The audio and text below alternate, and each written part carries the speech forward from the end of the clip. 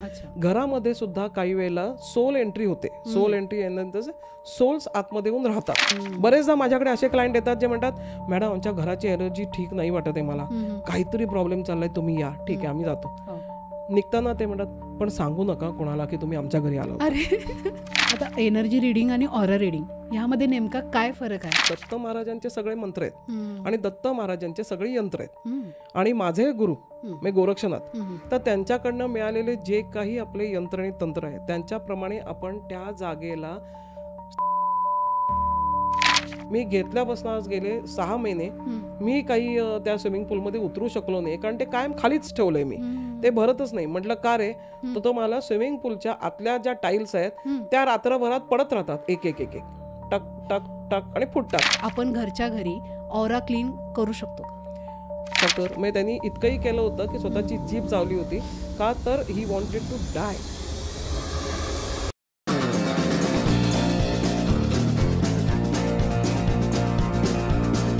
Aura reading, hand writing analysis, numerology, tarot card reading, लॅमाफेरा अशा विविध क्षेत्रामध्ये 10 वर्षाहून अधिक अनुभव असणाऱ्या आणि ऑरा रिडिंगमध्ये निष्णांत असणाऱ्या सुरुची सोनटक्के यांच्यासोबत आज आपण उहापोह करून जाणून घेणार आहोत की ऑरा रिडिंग आणि एनर्जी रिडिंग करून आपण आपल्या आयुष्यामध्ये सकारात्मक बदल कसे घडवून आणू शकतो, आपल्याला येणारे प्रॉब्लेम्स आपण कसे सॉल्व करू शकतो.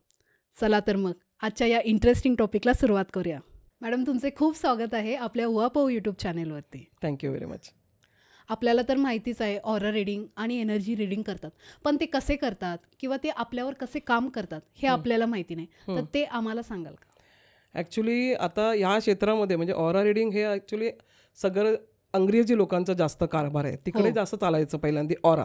आपल्याकडे पारंपरिक पत्रिकाच बघायचे, पण त्याच्यानंतर असं झालं की जी नवीन पिढी आहे, म्हणजे जवळजवळ एक 20 वर्षापूर्वीपासूनची बघूया आपण, तर त्या पिढीमध्ये असं होतं की काहीतरी नवीन मध्ये त्या लोकांना जायचं होतं आणि लवकर उत्तरं हवी होती.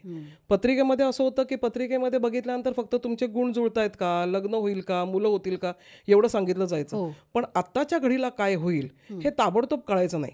मग त्यावेळेला आलं हे एनर्जी रिडिंग. एनर्जी रिडिंग आल्यानंतर असं झालं की ऑरा जो शरीराचा आहे तो ऑरा मापायला सुरुवात झाली. मग तो कसा मापायचा, मग त्या लोकांनी इलेक्ट्रॉनिक डिव्हाइस आणले आणि त्याच्या अनुषंगाने कुठे जास्त एनर्जी म्हणजे हॉट कुठे आहे, कोल्ड कुठे आहे आणि गरम आणि थंड ह्याच्यामध्ये त्या लोकांनी त्याचं एक विश्लेषण केलं की शरीराचं मोजमाप असं करता येत आहे. मग शरीराचे त्यांनी वेगळे वेगळे भाग करायला सुरुवात केली. आपल्याकडे ही परंपरागत चालू आहे, एक जवळजवळ आपण म्हटलं तर हजारो वर्षापासून चालू आहे रेकी.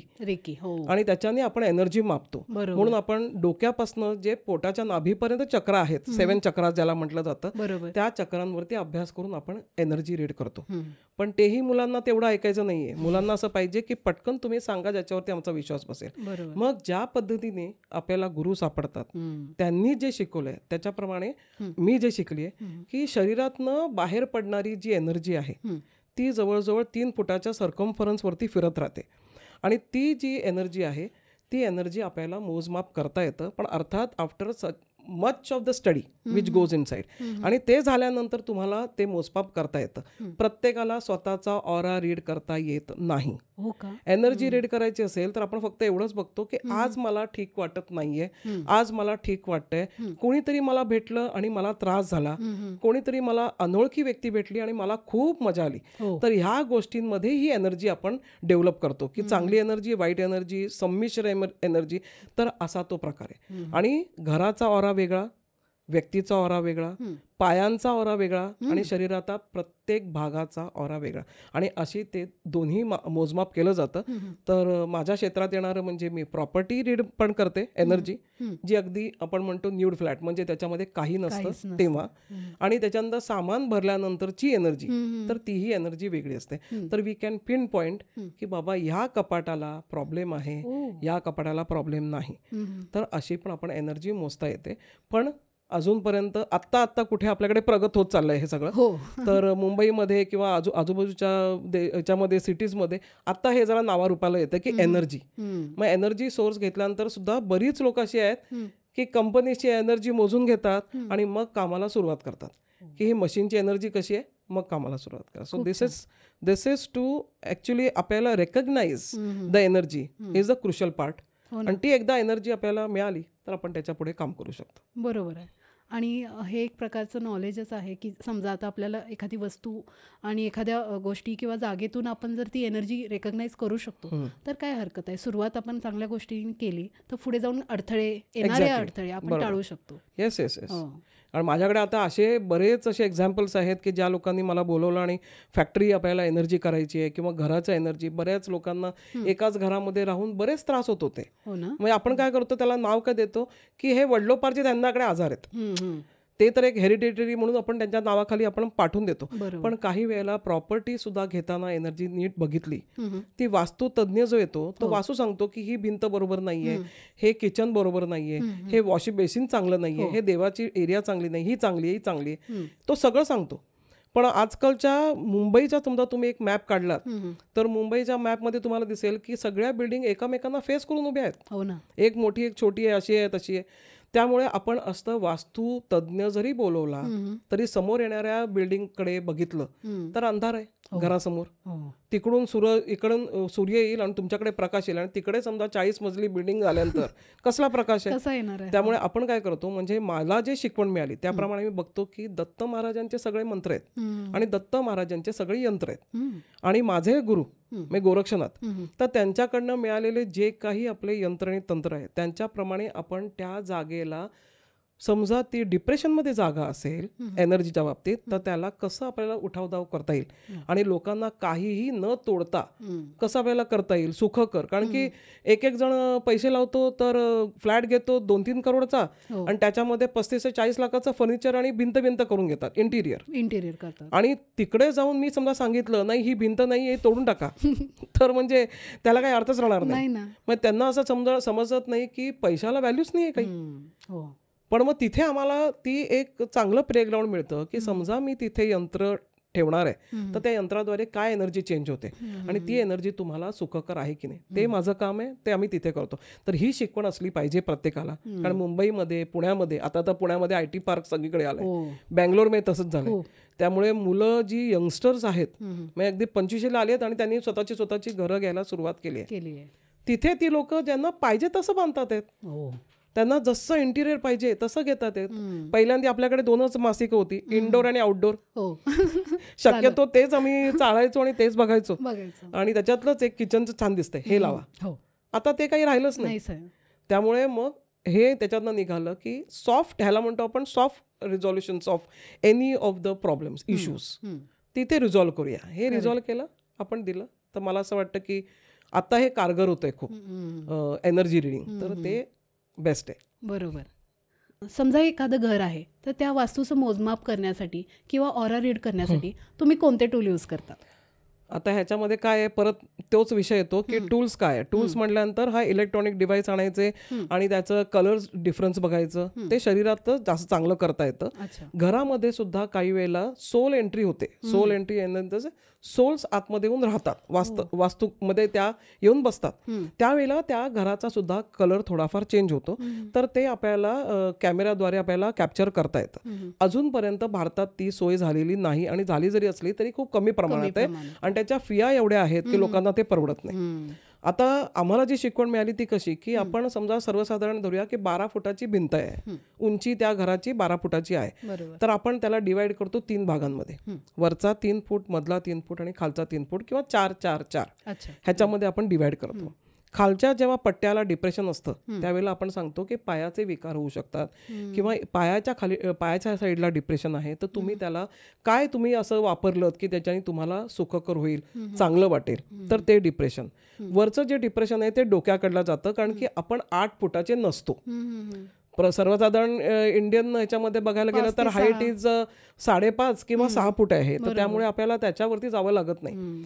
पण तरी देखील कोणी 6 फुटाचा असेल तर त्याला सर्वात अधिक त्रास हा डोक्यावर येऊ शकतो. म्हटल्यानंतर त्याची मानसिकता बिघडणं किंवा विचारांमध्ये त्याचं काय म्हणतात त्याला आपण क्लॅरिटी नसणं, हे सगळं त्याला त्रास होऊ शकतो. सर्वात बिकट परिस्थिती त्यावेळेला येते ज्यावेळेला तो पट्टा मधला असतो.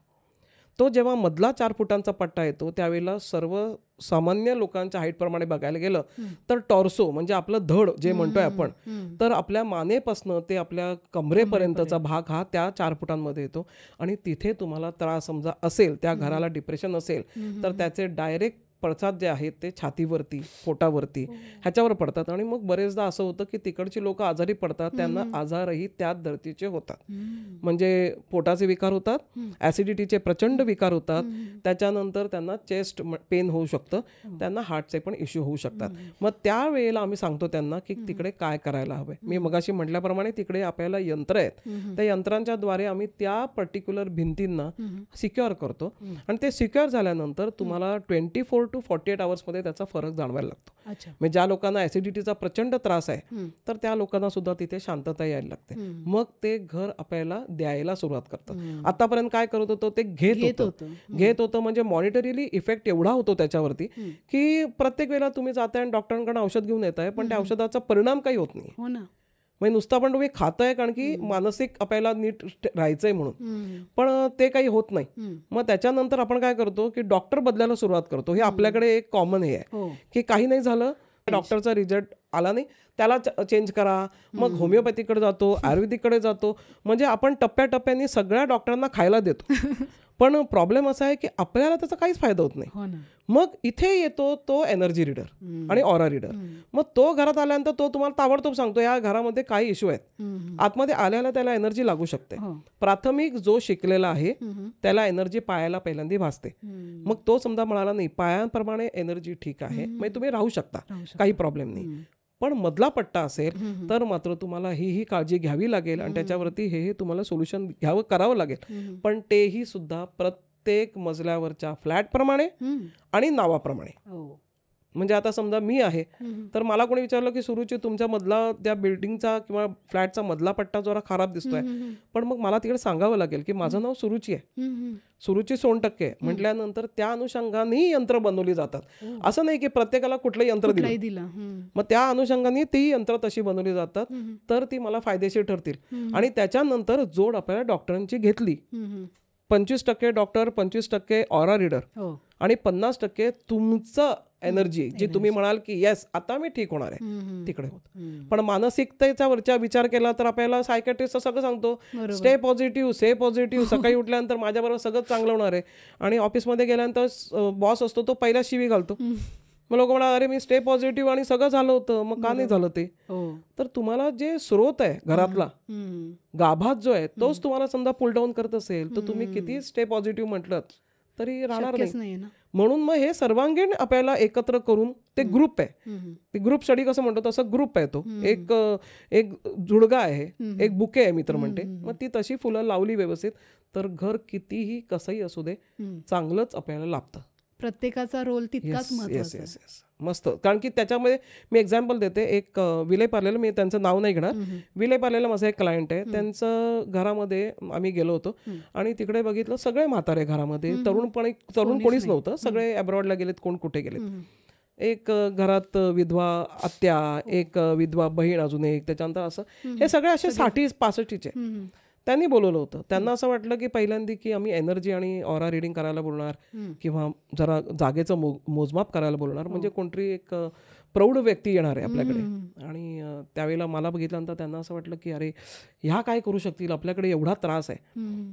तर तिथे असं झालं की कोपऱ्यामध्ये जी एनर्जी साठते ना कुठेतरी घरामध्ये, त्या रूमच्या एका कॉर्नरमध्ये त्यांचं घरचा बरोबर पूर्ण फ्लोर होता, एक पूर्ण फ्लोर होता, 3-4 दरवाजे होते बाहेर पडायला आणि आतल्यात असंख्य दरवाजे. म्हणजे मला असं वाटलं की एक काम करा तुम्ही 7-8 दरवाजे बंद करा तर मला व्यवस्थित कळेल रचना कशी आहे, कारण की ती रचनाच कळत नव्हती. प्रत्येक रूमला 3-3 दरवाजे होते, एंट्री कुठून आणि एक्झिट कुठून कळत नव्हतं. आणि त्याच्यातल्या एका रूमच्या मध्ये एका कॉर्नरला खूप अशी काळी अशी एक छटा आलेली होती, ती मला दिसत होती, त्यांना दिसत नव्हती.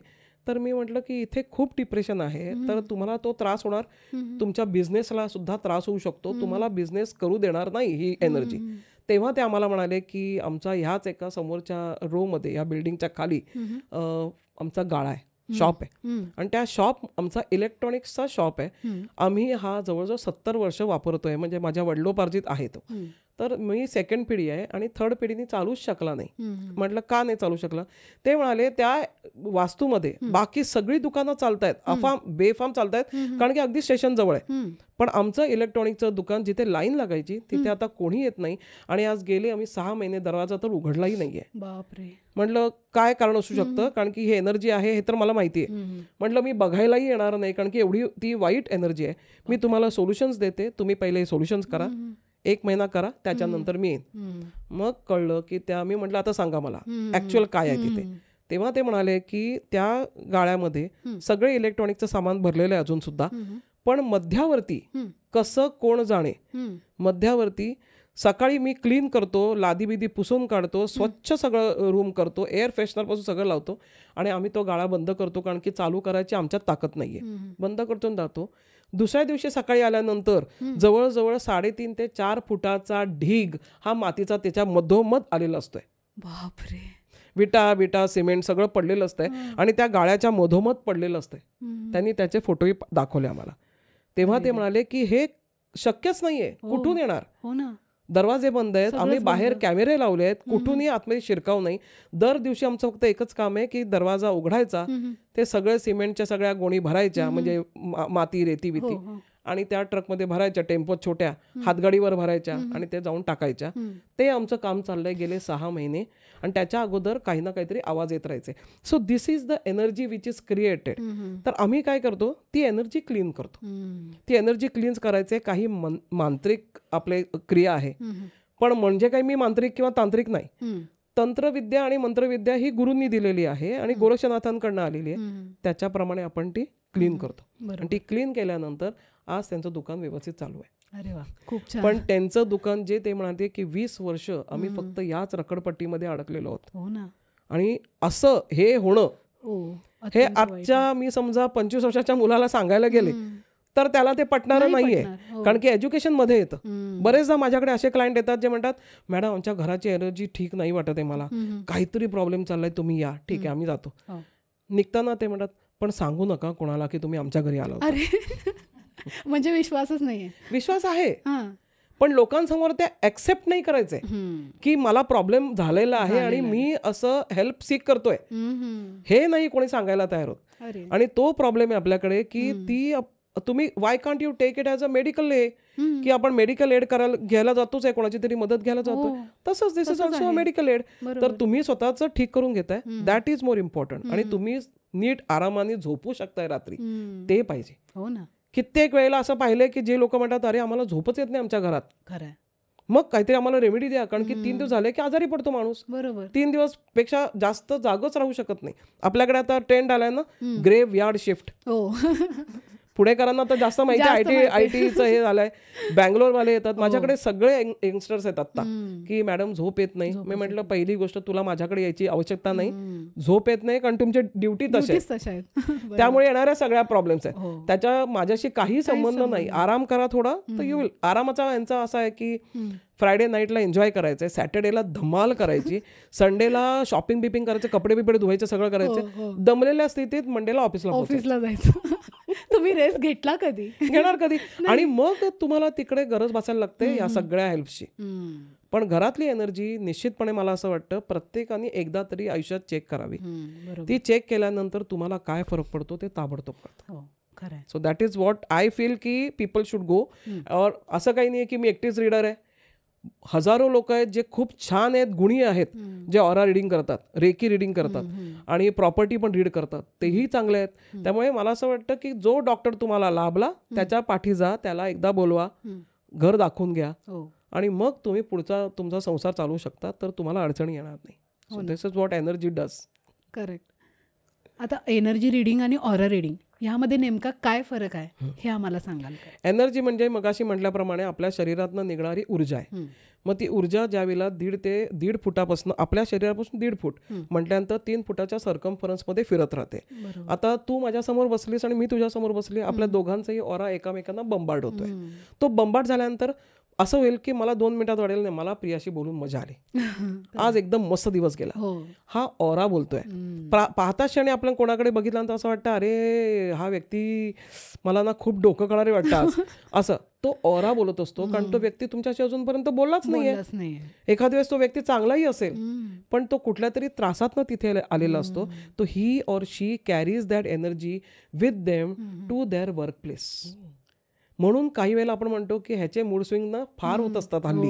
बघावं तेव्हा हा 15 दिवस ठीक असतो आणि अमावस्या आणि पौर्णिमेसारखा हा वागत असतोय. पण मला असं वाटतं ती अमावस्या पौर्णिमा नाही पण ते ऑरा आहे. त्यामुळे त्याच्यावरनं आपल्याला ओळखता येतं की घरी कोण आजारी आहे का, घरामध्ये काही फायनान्शियल प्रॉब्लेम्स आहेत का, कुठे कोणीतरी तुम्हाला अडकवलंय का, म्हणजे तुमचे काही प्रॉपर्टी डिलिंग्समध्ये तुम्ही अडकलायत का, कुठे वकिलाचा खाक्या तुमच्या पाठी लागलाय का. तर ह्या सगळ्या गोष्टी त्या एनर्जीतनं तुम्ही घेवाण देवाण करत असतात. तर माझी एनर्जी चांगली आहे किंवा तुझी एनर्जी चांगली आहे आणि माझी वाईट आहे तर तू ती माझी स्वीकारशील ज्यावेळेला तुझ्याकडे अट्रॅक्शन जास्त असेल. म्हणून आपण म्हणतो गिव्हर, रिसिव्हर आणि गिव्हर. रिसिव्हिंगच्या एंडला असतात लोक, ती रोज संध्याकाळी गेल्यानंतर त्यांचं डोकं दुखतं. जी लोक क्षेत्रात अशा आहेत जशा तुझ्या क्षेत्रात आहेत, तू बऱ्याच लोकांना भेटते, बऱ्याच लोकांशी बोलते, फोनवर बोलते, समोर बोलते, म्हटल्यानंतर इतक्या लोकांशी घेवाण देवाण चालू आहे. कित्येक वेळेला आपल्याला बरं वाटतं, कित्येक वेळेला डोकं दुखतं. पण प्रोफेशन असं आहे की तुम्ही कोणाला नाही म्हणू शकत नाही. म्हटल्यानंतर you have to speak with them. तिथे तुला समजलं पाहिजे की स्वतःला कसं क्लीन्स करायचं आणि स्वतःला कसं ऍक्टिव्ह ठेवायचं जेणेकरून तुझं डोकं दुखणार नाही किंवा तुला त्रास होणार नाही. प्रत्येक वेळेला डोकंच दुखतं असं नाही. काही लोकांना प्युकिस सेन्सेशन येतं, काही लोकांची मान दुखते, काही लोकांच्या पोटामध्ये कळा येतात आणि लोकांना त्याचं कारण समजत नाही. जे काल खाल्लं तेच आज खाल्लं, काल चहा 2दा प्याले आजही चहा 2दा प्याले, मग का असं झालं. मग त्यावेळेला त्या गोष्टी आहेत. मग मला असं वाटतं की एक छोटंसं त्याला एक आपण सोल्युशन देऊया की ज्या लोकांना हा वारंवार त्रास होतो त्या लोकांनी हातातून हातात पाणी घ्यायचं नाही. म्हणजे समजा तू माझ्याकडे आली आणि मी तुला पाण्याचा ग्लास दिला, ऑफर केला, जे आपण कॉमन आहे, आपण पटकन हातातनं ग्लास घेतो आणि पितो, तर त्यांना सांगायचं तो ग्लास ठेवा, मी घेते ट्रेमध्ये. म्हणजे आपल्याला काही त्यांना उलटून बोलायचं नाहीये, कोणाची मनं दुखवायची नाही, त्यांना आपण सांगू शकतो ठेवा ग्लास, आता घेते जस्ट. बरोबर आहे. मग ते घेतल्यानंतर काय होतं, ती एनर्जी जशी आपण इलेक्ट्रिसिटीचं अर्धिन लावतो ना तसंच आहे, हातातनं डायरेक्ट हातात घ्यायचं नाही. Liquid can exchange energy like within no time. So make it like keep the glass over here and then I can have it. ती एनर्जी ट्रान्सफर करू नका आणि ट्रान्सफर करून घेऊही नका. आणि बरेचदा आपण रस्त्याने जर चालू असेल ना तर एखादा भाजीवाला आपल्याला आवडत नाही, अजिबात आवडत नाही, त्याच्याकडे नाहीच घेणार मी, कारण तो असं बोलला तसं, तो काही बोललेला नसतो बिचारा, पण त्याची एनर्जी चांगली नसते आणि ती फाईट करत असते. त्यामुळे प्रत्येक व्यक्ती कोणी वाईट नाहीये, फक्त त्याचं जे काही घरामध्ये कंडिशन्स आहेत, जे ॲटमॉस्फिअरिक मध्ये तो राहतोय ना, त्या ॲटमॉस्फिअरमुळे आपले ऑरा तयार होतात. मी गिव्हर सुद्धा आहे आणि मी अट्रॅक्ट सुद्धा करते. माझ्याकडे ते मोड आहेत जे मी थांबवू शकते. एनर्जीला माझ्याकडनं वाईट एनर्जी येत असेल तर त्याला मी बाजूला करू शकते, तुम्ही कंट्रोल करू. येस, मी ते कंट्रोल करू शकते. त्यामुळे मी ते जवळ माझ्या येऊ देत नाही. तू रात्री 2 वाजताही मला फोन केला तरी याच टोनवरती मी तुझ्याशी बोलणार. तू मला 7 वाजता केला तरी याच वेळा करणार आणि तू 5 ला बोललीस तरी मी याच टोनमध्ये बोलू शकते. आणि मी झोपतेच मुळात 4:30 वाजता पहाटे आणि उठते मी जवळजवळ 7-7:30ला. त्यामुळे माझा एनर्जी लेवल हा कंटिन्यू ठेवण्यासाठी सुद्धा मला जप जाप्य करावं लागतं, काही मंत्रोपचार करावे लागतात, त्याच्यानंतर आय एम ओके. बरोबर. पण ते तुम्हाला प्रत्येक वेळेला नाही जमणार आहे. मी आता एका मुलाला सांगितलं होतं की तुला हार्टचा त्रास आहे, तो एक साधासा तू जप कर, ओम लम ललिता देवी भ्याम नमः, हा हार्टचा मंत्र आहे. तो मंत्र तुम्ही रिसाईट केलात, बोललात की तुम्हाला हळूहळू शांतता यायला लागते, छातीत दुखत नाही. ब्लॉकेजेस असतील तर ते ब्लॉकेजेस निघून जातात. तर निघून जातात म्हणजे त्याचं प्रमाण, आपण कोणी नलिफाय करण्यासाठी कोणी देव बसलेलं नाहीये. मी सगळं हे बोलते, माझे एक्सपिरियन्स आहेत. आणि दुसरी गोष्ट म्हणजे गुरूंची शिकवण आहे, बरोबर आहे ना. तर आपण काय करतो, ते कमी करण्यासाठी त्याचा 90% त्याचा इफेक्ट होणार असेल, रॉंग इफेक्ट, तर तो काढतो आणि 10% राहतो. 10% तुम्हाला स्वतःला कोशिश करायची. हो, बरोबर आहे ना, प्रत्येकाला स्वतःची. पण ही एनर्जी, मग ह्या एनर्जीज आहेत, त्या एनर्जीज वाचता यायला पाहिजे. त्या नेकेड आईनी वाचता येत नाहीत, त्याला काही प्रक्रिया आहे, त्याच्या थ्रू जावं लागतं. तेव्हा तुम्ही हे तुम्ही डेव्हलप करू शकता स्वतःमध्ये आणि आयडेंटिफाय करू शकता. बरोबर. मगाचीच तुम्ही ऑरा कलरबद्दल आम्हाला सांगितलं. तर मी असं वाचलं होतं की ऑराचा कलर हा प्रत्येक व्यक्तीच्या ऊर्जेवर, त्याच्या व्यक्तिमत्वावर आणि आध्यात्मिक स्थितीवरती अवलंबून असतो. बरोबर. तर हे खरं आहे का? ऑलमोस्ट. कारण की तुमच्या मेंदूमध्ये लहानपणापासूनच्या झालेल्या सगळ्या गोष्टी असतात त्या दडलेल्या असतात. He is like a hard disk. आणि तुमचं मेंदू एवढा आहे, म्हणजे मी कायम सगळ्यांना एक्झाम्पल देते की आपला मेंदू एवढा आहे, त्यातलं आपण किती कामात आणतोय, तर आपण एवढं कामात आणतोय, एवढं कामात आणतो. लग्न झाल्यानंतर बायका जास्त कामात आणतात म्हणतात, तर तो एवढा कामात आणतो. पुरुष एवढा कामात आणतो कारण त्याला सगळ्यांकडे बघायचं असतं. पण आपण राहिलेले जे 60% मेंदू आहे तो कामात आणत नाही. तिथे दडली आहे ती सगळ्या झालेल्या गोष्टींची मेमरी. ती सगळी मेमरी तिकडे ॲक्युम्युलेट होते आणि ती तिथेच राहते आणि ती आपली हार्ड डिस्क भरत जाते. ती ज्या वेळेला पूर्णपणे भरत जाते त्यावेळेला आपण म्हणतो की तुला डिप्रेशनच्या लेवलकडे तू वळतोयस, काहीतरी तुला त्रास आहे. त्याचा कलरही वेगळा असतो. आध्यात्मिक शिक्षण घेतलं तुम्ही, मेडिटेशन करायला सुरुवात केली, तर तुमचा तो जो कलर आहे तो फेड होत जातो आणि एक वेगळा कलर यायला सुरुवात होते. आणि त्यावेळेला आपण सांगू शकतो तुम्ही अध्यात्मात पुढे गेलेला आहात, प्रगती तुमची आध्यात्मिक चांगली. कमरेकडचा पट्टा एक वेगळा कलर आणतो. त्यावेळेला सांगू शकता तुम्ही की तुम्हाला पोटाचे विकार कसे आहेत आणि त्याचं किती तीव्रता आहे. म्हणजे असेही आम्ही क्लायंट बघितले ज्यांना मी सांगितलं की तुम्हाला किडनी स्टोनचा आत्ता त्रास चालू आहे आणि त्याचे तोंड असं उघडं ठेवून आमच्याकडे बघ काय, मग या बाईने एक्सरे केला की काय मला, की असं की काय. पण हा एक्सरे नाहीये, हे शिक्षण आहे. मी तर सरळ सांगते, म्हणून मला आवडतही नाही कोणी मला सांगितलं की सुरुची एक ॲस्ट्रॉलॉजर आहेत, मला नाही आवडत बोलायला. कारण की हे मी थोतांड म्हणून सांगत नाही, ह्याच्यात शिक्षण आहे. तू शिक्षण घेऊन, तू डबल ग्रॅज्युएट झाली आहे, पोस्ट ग्रॅज्युएट झाली आहे, तू PhD केली आहे, मी शिक्षण घेऊन ह्याच्यात PhD केली आहे. So I am doctor in my subject, you are doctor in your subject. तर जे मला येतं ते मी सांगते लोकांना. तर हे अशी आपण एनर्जी रीड करू शकतो आणि त्या रीड केल्यानंतर मला त्याच्यावरती सोल्युशन्स पण मिळू शकतात. की तुला कमरेचा त्रास आहे तर तू हे कर, तुला मानेचा त्रास आहे तर तू हे कर, मणक्याचा त्रास आहे तर तू हे कर. आणि ते आपण पट्ट्यामध्ये त्यांना सांगितलं आणि त्यांनी ते केलं तर सुखकर आहे, मग काही प्रॉब्लेम नाही आहेत. पण बरेच असं होतं, मॅडम मी आता ना जाणार आहे, म्हणजे माझ्याकडे अगदी लोक अशी आलेत, उद्या ना मला ट्रॅव्हल करायचं आहे मॅडम आणि माझ्या कमरेत दुखते तुम्ही सांगितल्याप्रमाणे, पण मी अवॉइड नाही करू शकत, मला जावंच लागेल. मग तुम्ही काय कराल? मग इकडे येतं लॉंग डिस्टन्स हिलिंग. मग तो लामाफेराचा एक सब्जेक्ट येतो जिथे आपण घरी बसून मी तुम्हाला लॉंग डिस्टन्स हिलिंग देऊ शकते. आणि ते हिलिंग देताना 6 तासाचा तुम्हाला एक बफर टाइम मिळतो, ज्याच्यात तुम्ही तुमची जी काही इम्पॉर्टंट वर्क आहे ती करून घ्या आणि त्याच्यानंतर मग तुम्ही औषधोपचार करू शकता. कारण की मणक्याचा विकार असेल तो फक्त मंत्रोपचाराने बरं झाला असता तर माझ्या घराच्या बाहेर जवळजवळ 2 ते 3 किलोमीटर लाईन लागली असते. तर कारण की लोकांना आज तेच त्रास मॅक्झिमम आहेत, गुडघ्याचे त्रास, कमरेचे त्रास, मणक्याचे त्रास जास्त आहेत. तर ते असं मंत्रोद्वारे नाही करता येणार, पण निश्चितच मंत्रोद्वारे आपण त्याची तीव्रता कमी करू शकतो आणि लोकांना जे करायचंय ते त्या कामापुरतं त्यांना उभं करू शकते मी. आणि त्यानंतर त्या लोकांनी आपलं मेडिकेशन घ्यावं. साथ सगळ्याची लागते, फक्त एवढंच आहे की त्याची तीव्रता आत्ता आहे आणि उद्या माझं कामच सगळं फेल ठरणार तर ते नाही होऊ देणार. एवढं मात्र ही एनर्जी रीडर जे असतात ते तुम्हाला मदत करू शकतात. हो ना. आताच तुम्ही म्हटलं की लॉंग डिस्टन्स हिलिंग तुम्ही करता, तर समजा एखादी लॉंग डिस्टन्सची एखादी प्रॉपर्टी असेल आणि त्यांना जर त्यांची प्रॉपर्टी अनालाइज करायची असेल तर तुम्ही ती कशा प्रकारे करता? माझ्याकडे आता 2-3 असे एक्झाम्पल असे आहेत, म्हणजे ज्या बऱ्याच एक्झाम्पल्समधनं मी एक क्रीम ऑफ क्रीम एक्झाम्पल काढलेत, जे ऐकणाऱ्याला एखाद दिवस वेगळे वाटू शकतात की ह्यांना हे क्रीम ऑफ क्रीम का म्हणतायत. पण ते म्हणताना असं की it has given us study material की हे असंही होऊ शकतं आणि आपल्याला असं करता येतंय. तर एक असं माझ्याकडे क्लायंट होता, तो US क्लायंट आहे आणि त्यांनी नवीन घर घेतलं. नवीन घर घेतल्यानंतर त्यांची ठेवण तिकडची वेगळी आहे, तर ती वरती 2 बेडरूम, खाली 2 बेडरूम, एक त्यांचं ऑफिस, असं सगळं होतं. आणि त्यांनी ते म्हणाले की मला काहीतरी इथे प्रॉब्लेम होतोय. तर म्हटलं काय प्रॉब्लेम होतोय तुम्हाला? तर ते म्हणाले की मला सातत्याने घरामध्ये काहीतरी भास होतात आणि मला ऑफिसमध्ये मी बसलो, जे बंगल्यातच आहे, ऑफिसमध्ये मी माझ्या गेलो रूममध्ये की तिकडे सातत्याने लाईट फ्लिकर करत राहतात. म्हणजे मी बदलले, त्याच्यानंतर इलेक्ट्रिसिटी लाईनही चेक केली पण ते काही बरोबर होत नव्हतं. आणि त्यामुळे मला हे टेन्शन आलंय की मी हे प्रॉपर्टी घेऊन फसलो की काय, की मला हे नीट कळलं नाहीये काय घ्यायचं होतं, कसं घ्यायचं होतं आणि मला स्वस्तात मिळाली, मी ती प्रॉपर्टी घेऊन टाकली. आता हा व्यक्ती US मध्ये काही काल गेलेला नाहीये. हा व्यक्ती राहतो जवळजवळ 30 वर्षांपासून, पण चेंज करत होता सिटी आणि अखेरकार तो कॅलिफोर्नियामध्ये एका ठिकाणी राहायला गेला. तिथे त्या बंगल्यामध्ये त्याला तो अनुभव यायला लागला.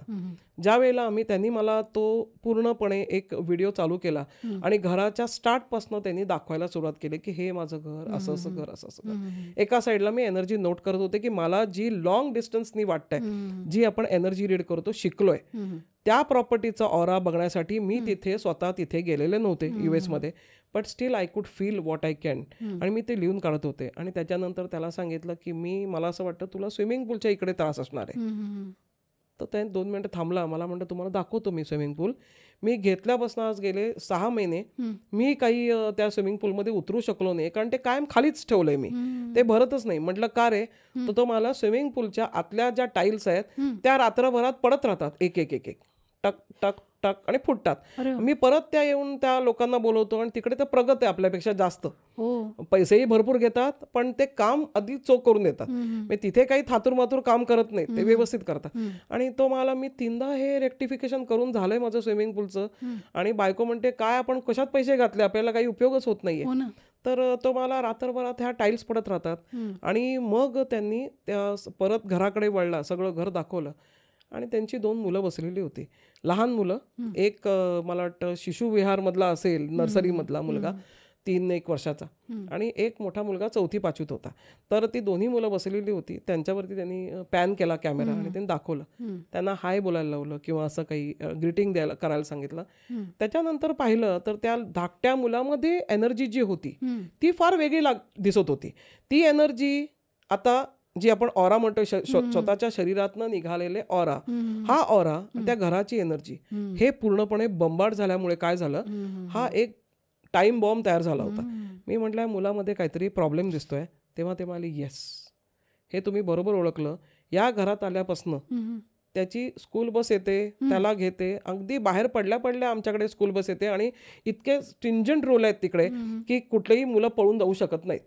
ते व्यवस्थित त्यांना बसमध्ये बसवतात आणि कोणीतरी आल्याशिवाय कोण सोडत नाहीत. आपल्यासारखं नाहीये की क्रॉस करून पळालं इकडून तिकडे, तसं नाहीये. तर म्हणाले पण आता आम्ही बघतो की हा लवकर उठतो, त्याच्यानंतर डायरेक्ट काही कपडे न घालता, थंडी आहे किंवा काही आहे, काही कपडे न घालता फक्त छोट्या निकरवरती हा 3 वर्षाचा मुलगा पळत जातो, रस्त्यामध्ये उभा राहतो, हात पसरतो आणि सांगतो की I want to die, I want to die, let the car come on me, असं आय वॉन्ट टू डाय. आणि तो तसा जाऊन उभा राहतो तासन तास. पहिल्यांदा आम्ही शोधायचो, कारण की असं वाटायचं नाही की मुलं जातील आणि कुठे रस्त्यात उभी राहतील. आता आम्ही पहिलं बघतो रस्त्याकडे, कारण की हा पळत जातो तिथे. Now people have started asking us की what is wrong with you, what is wrong with your family. तेव्हा त्यावेळेला कळलं की हा जो ऑरा आहे. मग त्यांनी आम्हाला ॲड्रेस पाठवला, घराचा पत्ता पूर्ण पाठवल्यानंतर कळालं की घराचा नंबर काय आहे. त्यात 5ही लोकांचे नंबर आम्ही घेतले आणि त्याच्यानंतर त्याला रेक्टिफिकेशन दिलं. रेक्टिफिकेशन म्हणशील आता तू की इथून तुम्ही कसं काय रेक्टिफाय करू शकणार. तर तेच आपण ज्या नंबर आपण घेतोय, काही नंबर फेवरेबल नंबर नसतात. जगामध्ये पैसा मेन आहे, त्यामुळे इथे आता कोणी नंबर बघत नाही. लोक काय करतात, नाही मला ताबडतोब फ्लॅट घ्यायचा आहे, स्वस्त मिळतोय, डिस्ट्रेस फ्लॅट आहे. आता तर ते नवीन स्कीम निघाली, डिस्ट्रेस फ्लॅटमध्ये उचला. डिस्ट्रेस फ्लॅट म्हणजे तो व्यक्तीला अडचण आली, त्याला जायचं अब्रॉडला, तो 70 लाखाला विकतोय, जे त्याची किंमत 1 करोड आहे. पण तुम्ही मागमूस न घेता 70 लाखाला मिळतोय म्हणून पैसे फेकले आणि घेतला फ्लॅट. पुढचं काय तुम्ही बघितलं का बॅकग्राऊंड काय आहे ते, तिथे तुम्हाला त्रास होऊ शकतो. आणि तसाच त्या बंगल्याचा त्रास होता. तिथे आम्ही रेक्टिफिकेशन दिलं, त्याला सांगितलं काय काय कुठे कुठे काय तुला करायचं आहे तुझ्या प्रॉपर्टीमध्ये, ते त्याला लिहून दिलं. आणि आज तो गेले 12 वर्ष झाली तो तिथे व्यवस्थित राहतोय. पण त्याचं जे 6 महिने त्याचे जो मानसिक त्रास त्याला झालाय, तो मानसिक त्रास आपण इथे बसून पण आपण सहन आपल्याला झालाच नसता.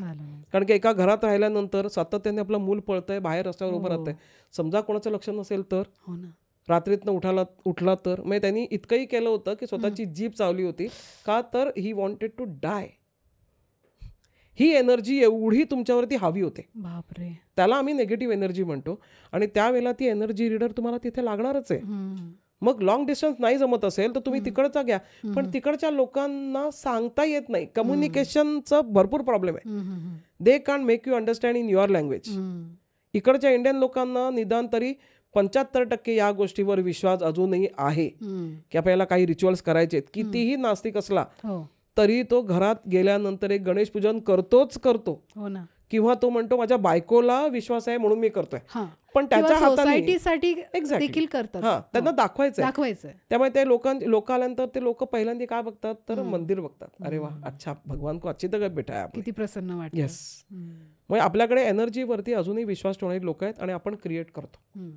अब्रॉडला ठीक आहे, म्हणजे अब्रॉडला अजूनही साशंक आहेत लोक, आहे नाही आहे. तिकडे गोस्ट, तिकडे एनर्जी लेवल इज डिफरंट. तिकडे डायरेक्ट सोलवर जातात गोस्ट. आपल्या इकडे एनर्जी डिफरंट लेवलची आहे, सेम, पण आपण त्याला नाव गोजीरवाणं देतो. Aura reading, energy reader. तर या पद्धतीने होतं. पण दिस इज व्हॉट एनर्जी डस. तर एक इकडचाच आहे, आपल्या अलिबागचा एक व्यक्ती आहे, माझा चांगला परिचय याचा. त्याच्यानंतर तो चांगला दोस्त झाला माझा. शेतकरी आहे आणि त्यांनी घरी बोलवलं होतं आणि मला म्हणाला की माझं एक छोटंसं घर आहे, माझ्या आईवडिलांनी सोडलंय माझ्याकडे आणि माझ्या समोर एक 5 गुंठे जमीन आहे, पण त्या जमिनीवरती काही होत नाही मॅडम, तर तुम्ही या आणि बघा. म्हटलं ठीक आहे. आम्ही गेलो, बघितलं. माझ्यावर माझी असोसिएट होती, मृदुला होती.